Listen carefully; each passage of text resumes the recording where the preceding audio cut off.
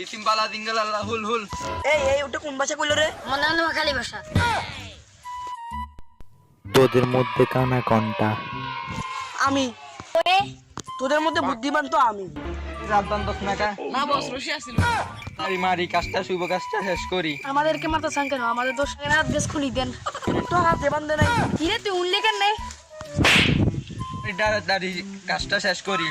ভাই আপনার যদি সাহস থাকে আমার মুখটা খুলে দেখান, আমি তোমাকে দেখে ফিরে যাবো। তুমি কি মুখ তো বান্ধে নাই। আমি কাশি মাইয়ের মাইয়ারে ইফতারিং করছি ওর ভাই। ও একদম ভুল কথা কইতেছে। রোজ দিন এ করে বোকা দিতে কইতেছে।